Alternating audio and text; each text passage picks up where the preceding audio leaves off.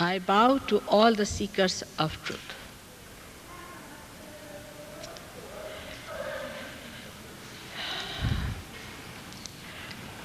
But when we are seeking the truth, we have to understand that truth is to be known through our assent and through our awareness, that is our central nervous system, not through mental projections. For example, what just now has been described to you is the knowledge of the roots. The West has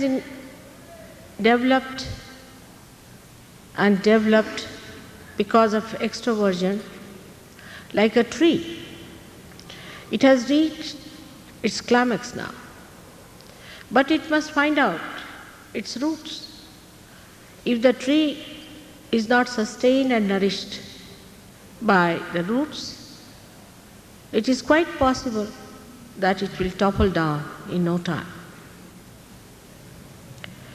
So, we have to learn, I think, from India so much about the tree, but perhaps you have to learn something from us about the roots. When we are developing outside too much, the biggest problem I face is that people take easily to something that is new. They are charmed by anything that is out of the way, something new. But, what's they playing?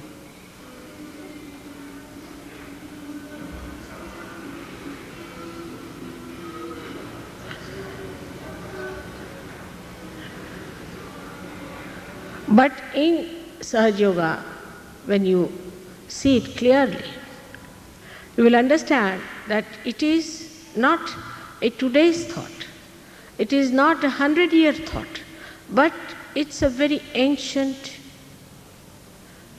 traditional understanding about the spirit. While in the West, people get very much enamored by things which are absolutely new, for example, 100 years back. It's very surprising how they do not see something beyond, and they want to try everything that is new, which is not traditional.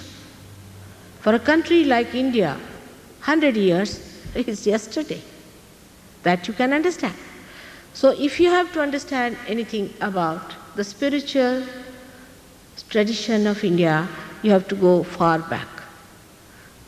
And you will be amazed that gradually everything evolved, and whatever came in its way, like Tantrism and all that, was thrown away. Then again it came up, revived, and again it came up. But about 100 years back, we had horrible people coming down who have introduced absolutely ideas of no value to your ascent, but maybe for your descent. Like the other day, I went to Pune. There are some Western educated Indians, and their age must be about 40 years to 50 years, not very old. And I found that they were all suffering from horrible diseases, from diseases like high blood pressure, paralysis, kidney trouble, liver trouble, cirrhosis, all kinds of diseases they had. And when I asked them, how did you develop these diseases? They said, we had a guru, and he told us a path by which we went, and we got into this trouble. I said, what was the path? What did he tell you? They said, have you heard about Shaktipat? I said, I've never heard. Where did you read it? Where is it written? Nowhere in the tradition it is written, in no book, nowhere. No, there was one book 70-year-old back. Just imagine 70 years. What is 70 years? I am 63. So what is 70 years? One gentleman wrote a book. His name was Vishnu Tirth.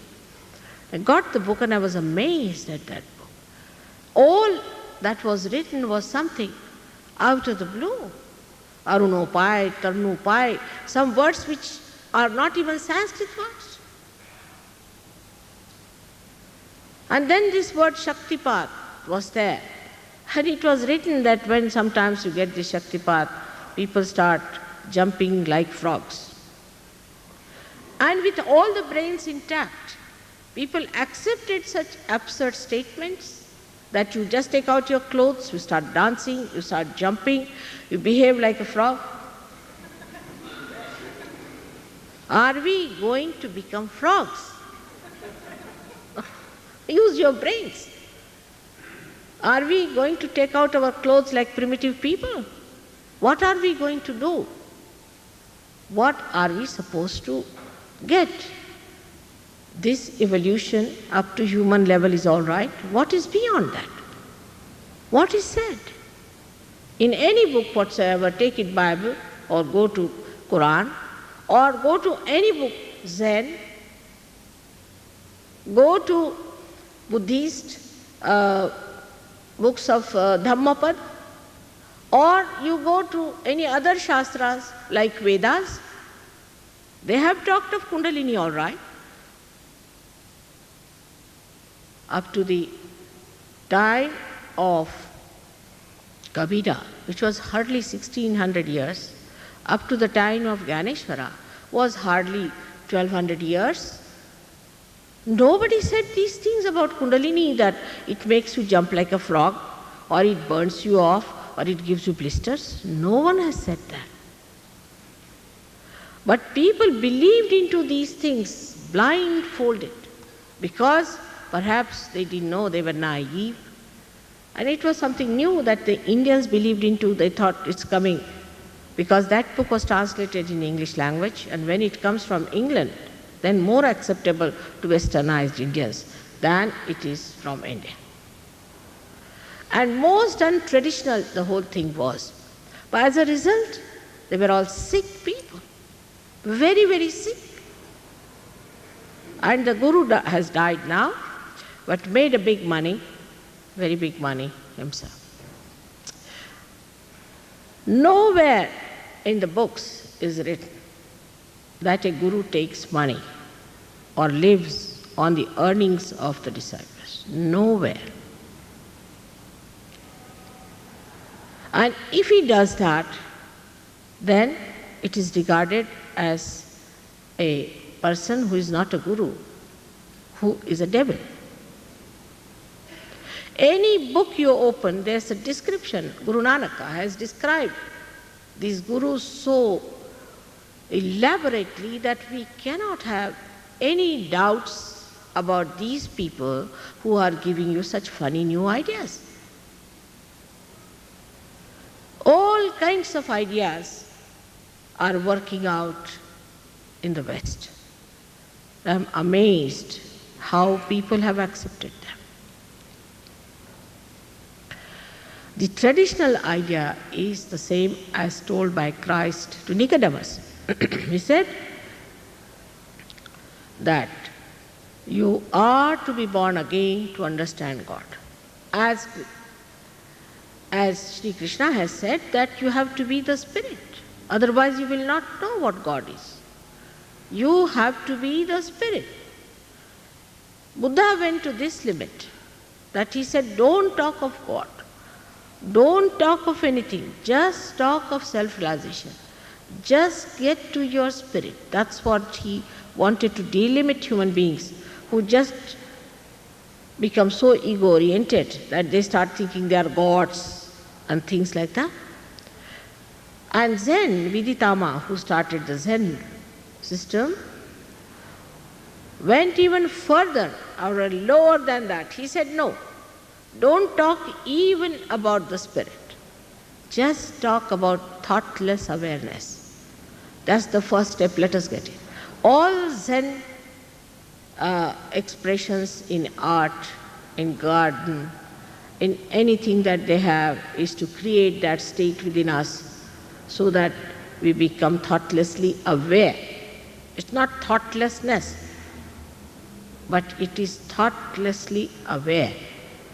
That is, when one thought rises, it falls off, and another thought rises, it falls off. We live on the cusp of the future and the past. But to be in the present, we have to be in the center.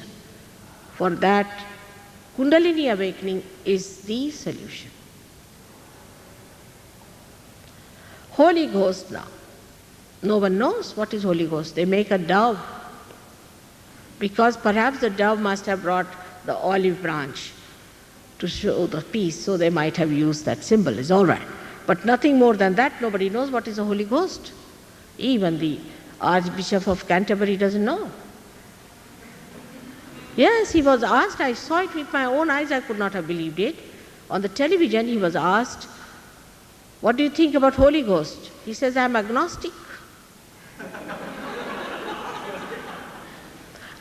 So the person who was interviewed is a well-known person. He asks him, then what are you doing here? He said, I am doing my job, as you are doing your job. So he was quite happy. He said, yes, I am also doing my job, you are doing your job.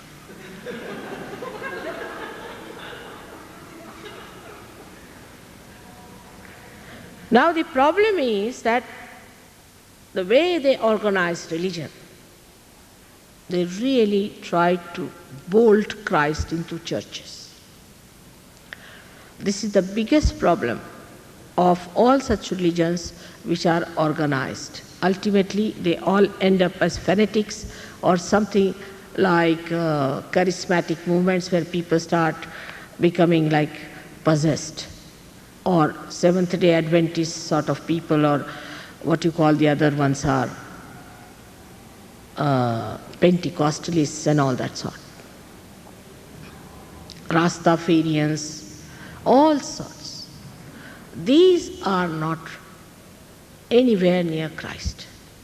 So what we get is a branching off from the religion, is a branch, is a kind of a sect, we can call it. And these sects that go on dividing and ultimately end up into cults. So the sects become cults, or maybe that anti-religion things start as cult, or anti-culture thing starts as cults. So actual happening, that is the self-realization, is just forgotten. Even there are people who say that we are self-realization people. What do? They cut the tongue and say, put it back here. Why? Because it is said that when the Kundalini rises, there's a kechari that takes place, that the tongue is pulled back. But when the Kundalini rises, then it's like when the car moves, the wheels will move. But before that, if you start moving the wheel, will the car move? Will it move?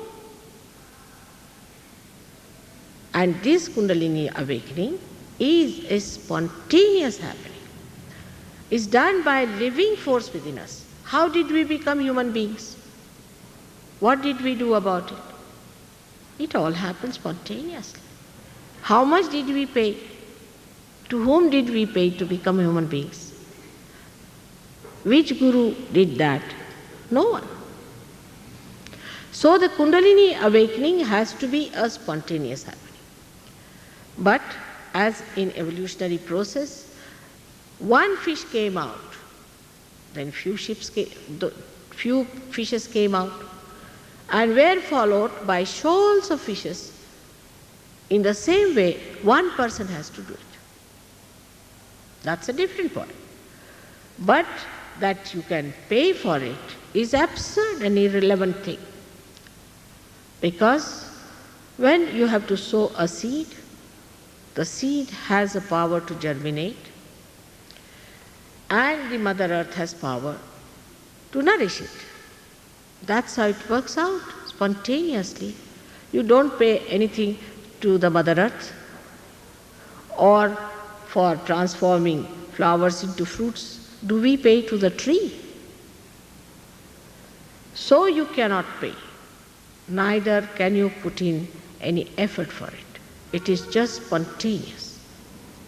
He said, even I would say at the time of Shivaji, who was there about 400 years back, Ramdasa, Sri Ramdas Swami, who was a great incarnation, I should say. Somebody asked him, how much time does it take for Kundalini to rise? He said, that kshana, that moment. But people don't read this is not translated. No one knows their names, nobody knows about them. Even Shankaracharya, I don't know. If people have translated him, it was so late. And no one wants to understand Shankaracharya. It's very easy to understand once you become the Spirit. Unless and until you are the Spirit, you can't even understand Christ. Like the theologians now are trying to prove that Christ had no immaculate birth, he had no miracles, and he was another theologian like all these people. They cannot understand that God is beyond this mind. He is the one who has created this mind. And this human mind is a limited factor. If you have to trigger yourself to that unlimited space, you have to go beyond the mind, and then you see the mind in a new enlightened way. Now a new theory in England, I don't know if you know that or not, that Christ was just an ordinary human being. They can prove it, they say. How? With your brains, with your arguments. That he never walked on water, that he was not an immaculate conception. This was Mr. Paul, who came much later than Christ. When I saw him in the Bible, I said, from where does he coming, this Mr. Paul? Who is this gentleman? I couldn't recognize him. Because he is the one who is talking something through his hat, as they say. He's not the one who talks like a saint. He does not. He's an organizer. And you know he was an epileptic patient. Not only that, but he killed so many Christians. And then he becomes a great leader of Christians and becomes the great writer in Bible. I don't know how he came there. And then Augustine perhaps reincarnated. They have done this mischief. That's why I find many people who come to me, if I start talking about Christ, they walk off. Christ was the Son of God, and it can be proved. He was, whether you like it or not. Everything can be proved. Who was Moses can be proved. Now the time has come to prove all these scriptures, all these incarnations, all these prophets. What was the relationship between Christ and Krishna can be understood once you get your realization. Without that you cannot understand. But theologians can never understand Christ. Christ had said that very rich cannot enter into the kingdom of God. I sometimes feel these intellectuals or theologians can never enter into the kingdom of God. That's the area they cannot enter. You cannot discuss God. You cannot. You have to feel your spirit on your central nervous system. As you can feel something hot and cold, you have to feel those divine vibrations in your being. Unless and until that happens, we are living with falsehood and fraudulent things which are just imposed upon us. Anything can be imposed. People are so vulnerable.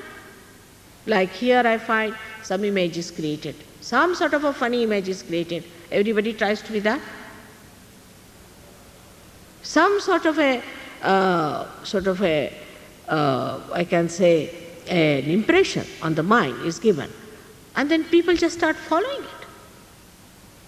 Maybe that you do not know what to follow. Maybe that you do not know what to find. But still, one must find out one thing.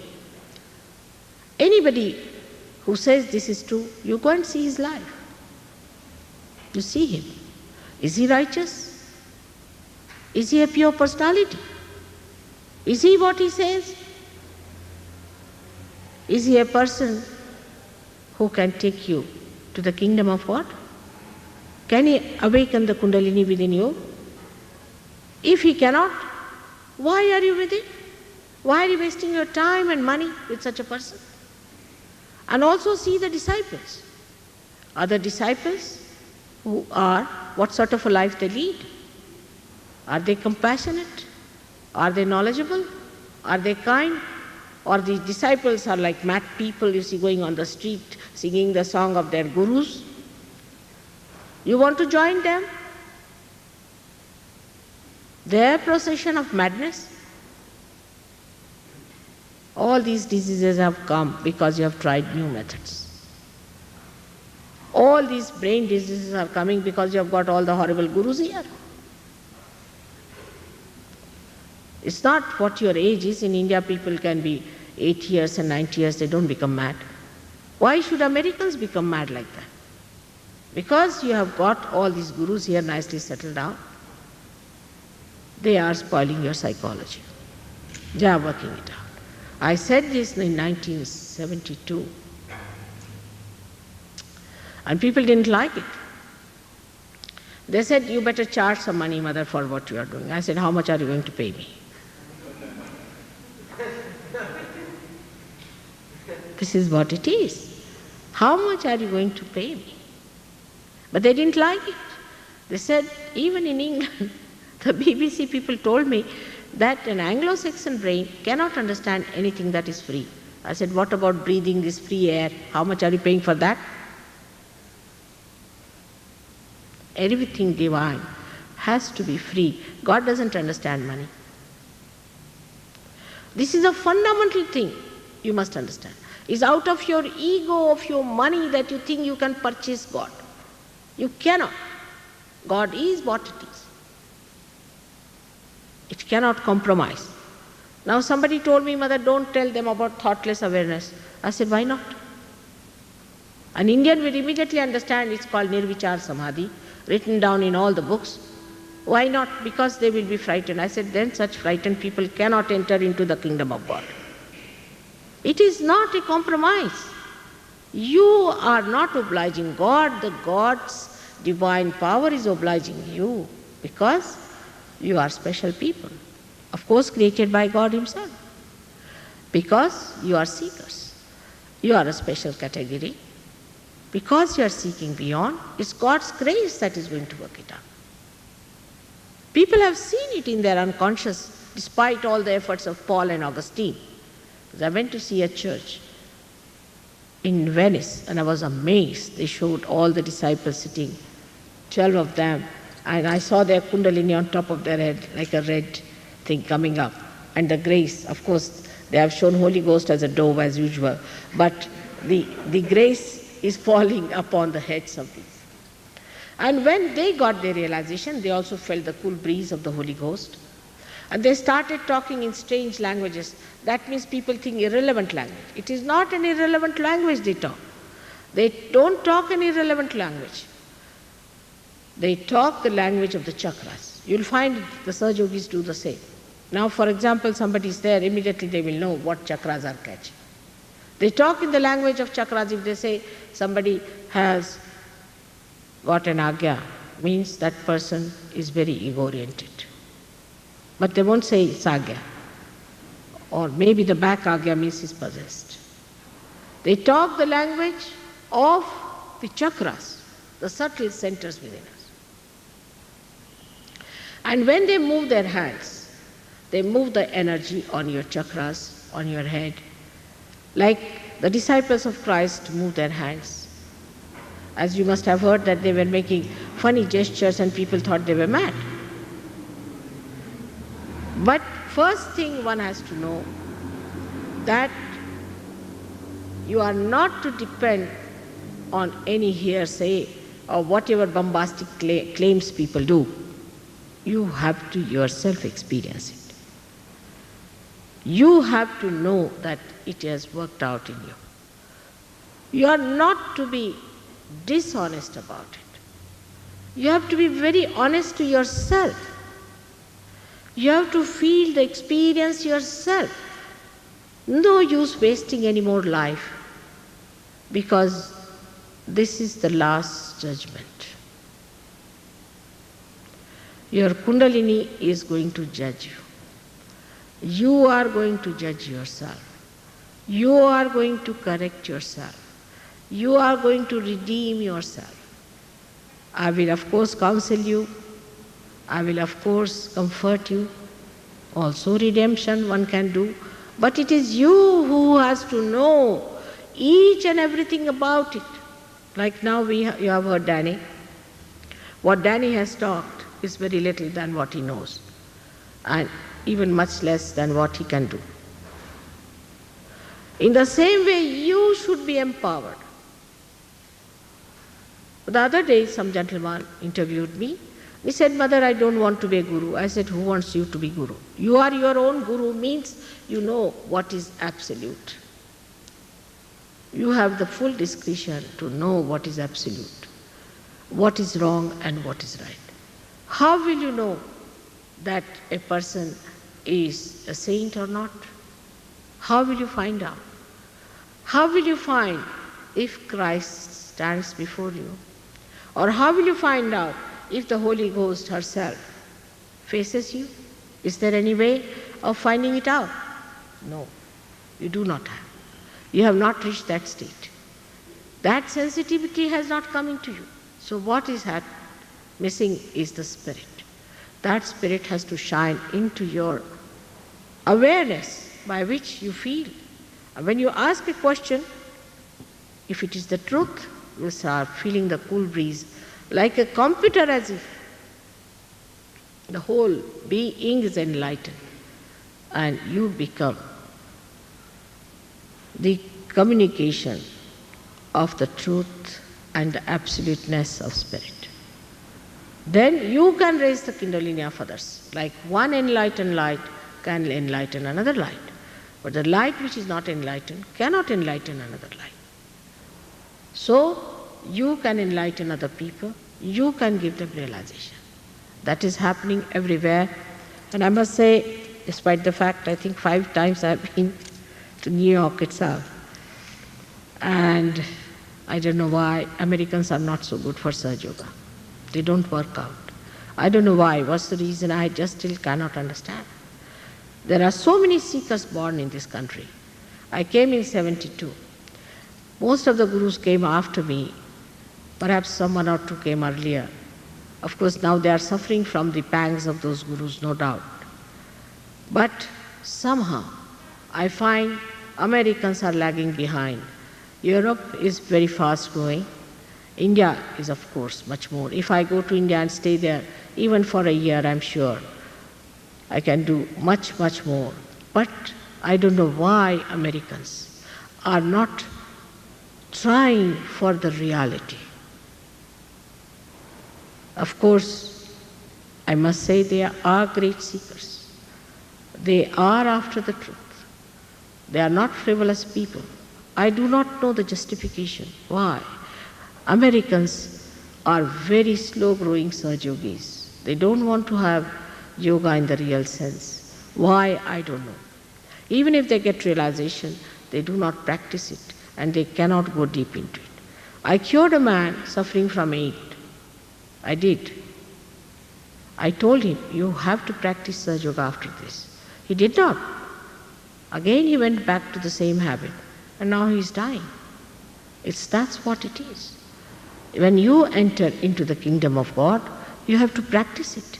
You have to settle yourself and establish yourself. If you cannot establish yourself, then you again go like up and down. That's not the way.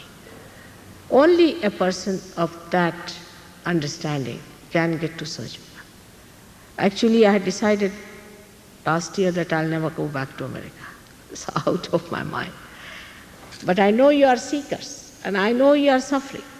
I know that you are the ones who want self-realization. But you are attacked. You are under attack of the falsehood. So I want, please understand that you are not Americans. You are part and parcel of the whole. You have to become that. You talk of peace, you have no peace within. How can you create peace on this earth? It is not the atom bomb that is going to destroy us. It's from within we are going to be destroyed. If you do not get your chakras all right, you'll be faced with all kinds of diseases, all kinds of troubles that are not yet known. So please be careful. I want to warn you. Be very careful. You can cure cancer, you can cure AIDS, you can cure all these things, but you have to get to the spirit. You have to be enlightened with the spirit. Your chakras are to be cured so that you can cure others' chakras. I request you, all of you who are here, to be serious about it, to understand it's a very serious thing. We are on the verge of a great calamity. I had told about this in 1972. It's on all my tapes I had said that a horrible disease is going to come. Only about, in my second visit, I said that brain is going to be affected. But nobody listened to me, and when I was on the television, they started telephoning to me, Mother, now we are already in it. Yes, they are. Not by singing songs for them or collecting money for them, you are going to save them. Only by becoming the spirit. That's the only way you can save them. So I would request you to consider it seriously, that even I give you realization, you should not fritter away. You should respect it. You should ascend. Because I don't take any money, that's what they say, Americans will have no value for this. You can't pay me, I'm sorry to say. You can't pay me. If Americans don't listen to me, Indians are very sensible people. I'll work it out there. Yeah, they are very sensible. They won't go to these fake gurus, none, except for the cities. They run away from there because they are thrown out. They are very sensible, wise people. Through trial and error, through their traditions, they have learned what is the truth is. I don't have to tell them much. They know about Kundalini. I went to the foothill of Himalayas only before coming, and there were 3,000 people from all villages had gathered. And they had written there is going to be Devi Jagra. Devi is the goddess of Kundalini, and she is going to be awakened. They all knew about it, they came. Because also it is predicted. Very many years back, thousands of years back, predicted that such a time is going to come when Kundalini is going to be awakened by Bhrigu Muni, the pioneer of our astrology. Complete description of Sahaja Yoga he has given. So they are all waiting for it. You go to any village, you'll get at least 6,000-7,000 people. I mean, some people who have been with me in India have seen it. Don't have to tell them much, don't have to talk much, they just get it like that. And they settle down is the point. You go to one village, there will be 10 villages there, all of them settle down. And every time I go to a new village, all of those people got realization at the foothill of Himalayas. But I feel concerned, very concerned. And I hope you will understand that concern. And will have that concern for yourself. I would like to have some questions from you. But that doesn't mean you be aggressive with me for nothing at all. I have not come here to sell anything. So please don't be aggressive and waste time of others because some guru says that guru says that. If you think some guru is good, you can go away. I have nothing to say. Here, if you have to get something, you are here. Please don't upset everyone else by asking funny questions. Now, if you have any proper questions, please ask me. I am here to answer.